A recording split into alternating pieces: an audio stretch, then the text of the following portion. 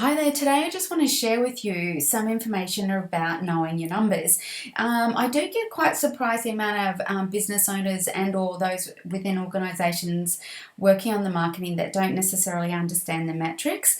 And I'm not going to lie, the more, platforms, distribution opportunities that we have, there is more and more metrics that you can learn and understand. But there's also quite a few that are quite common and consistent across different mediums, channels, etc. that you might be using.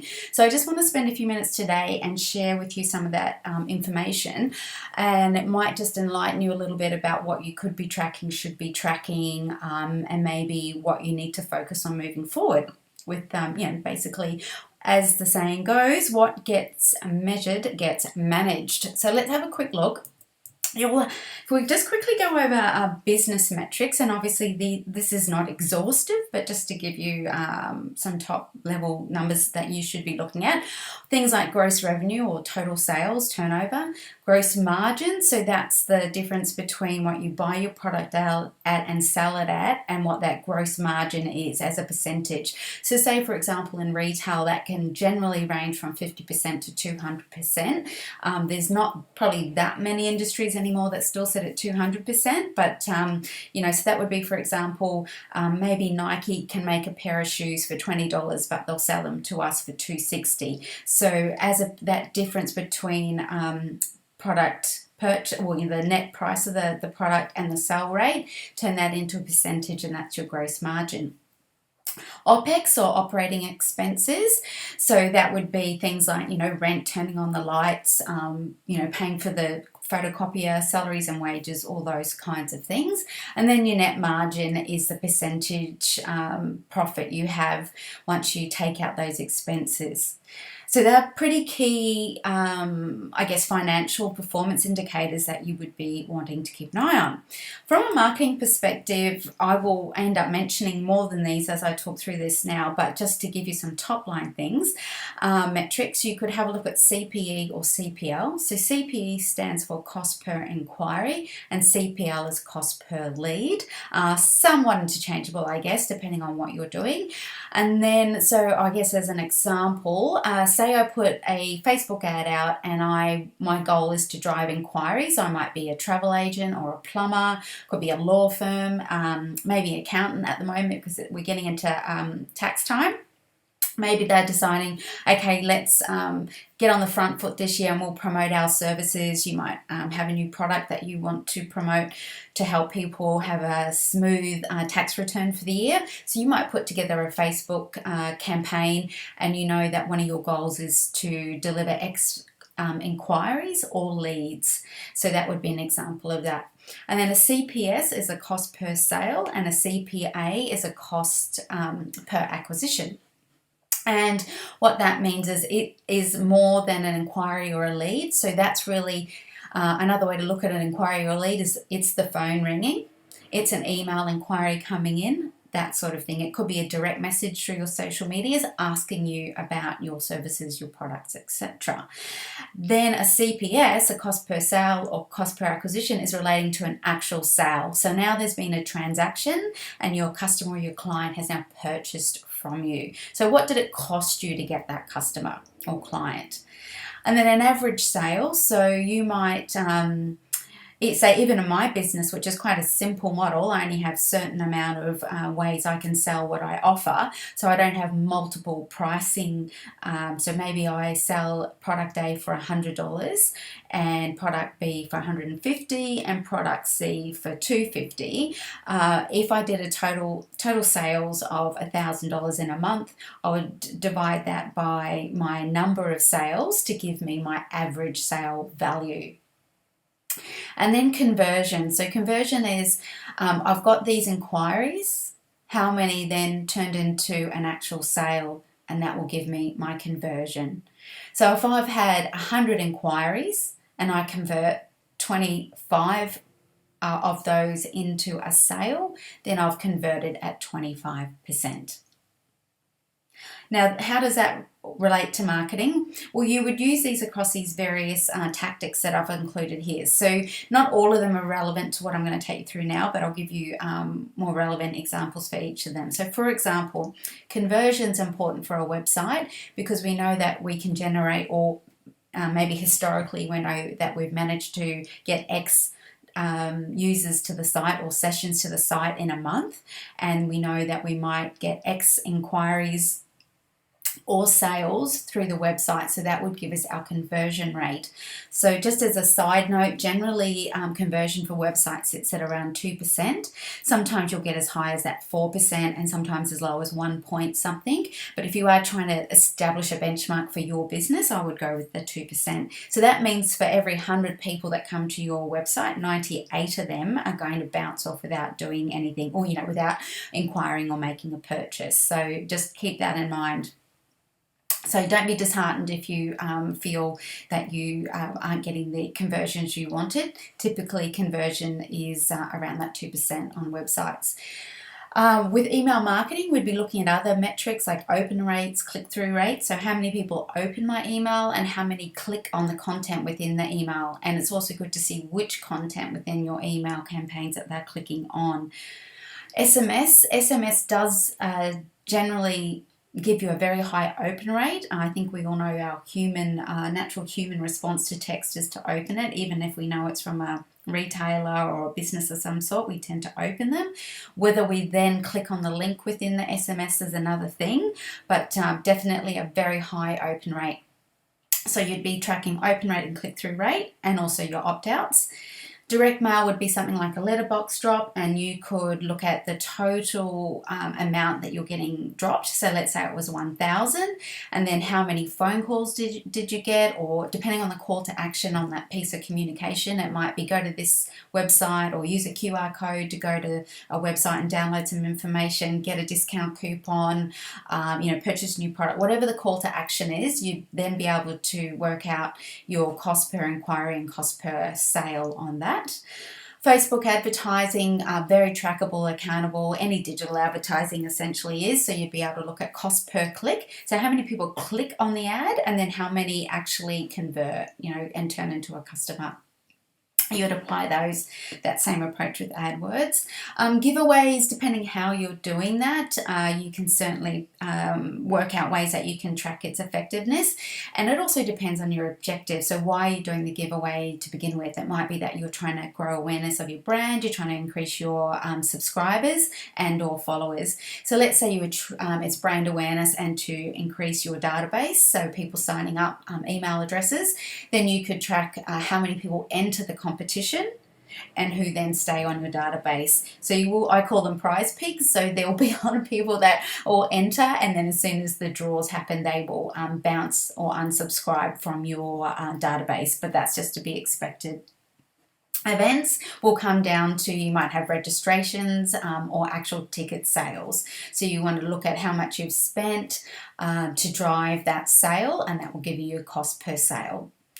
Social media, that can be paid or organic, but let's look at organic for this example. So you might be looking at, I've got, let's say, an Instagram account. I'm trying to drive my awareness of my business. I also ultimately want to get people from my social media accounts onto my database and definitely visiting my website. So you could be setting up metrics to track that. And within Google Analytics, you can go into your website stats and see how many people are coming from each of your social media channels, and keep an eye on that as well. And just general advertising could be radio, TV, billboard. But there's, they become a little bit harder to track, but there's definitely ways you could do it. You might have a dedicated phone number for those advertising channels. So anything that comes in on that line, has been generated out of, say, a print ad or a TV ad or something like that. So there are ways and means to track those more what we call broadcast advertising channels. So next, I just want to show you, sort of bring it to life a bit more. So let's say in this pretend business, we've got $1 million turnover. So that's gross sales, gross revenue, so gross turnover. We have a 10% gross margin. So that means when we sell $1 million worth of sales, then we will make $100,000. And that's, gross margin as a dollar. rate, dollar amount. Now let's say our average sale is $5,000. That means our number of sales on an annual basis is 200. And then if we just wanted to average that out, I could divide that by the number of months being 12, which means on average we're making 17 sales per month, of which on average they're $5,000. Now, generally, most businesses are seasonal, so that wouldn't be, this is a very static rate, but it gives you some idea of what that would be averaged over 12 months, and then you can apply seasonality. And then we can look at conversions, so leads or inquiries to sales. Most industries I've worked in, particularly B2C, will sit at around 20 to 25%. When you're B2B, so business to business, that can be much higher, anything, really from 25 to 50% conversion rate, some even higher. So say for me as a independent marketing consultant, I generally convert really, really high, probably, probably, I haven't even checked, which is great for a marketer, but, I'd probably convert between 75 to 90% of the people that I send proposals to. But when you start to get into high volume businesses, you'll tend to find that for B2C it will be 20 to 25%, and that B2B will be 25 to 50%. So now that I know, I've been able to work this back and go, well, okay, number of inquiries acquired per month. If I'm converting at 25% to get 17 sales, I would need 68 inquiries, leads, each month. If I can convert at 25% to give me my 17 sales per month.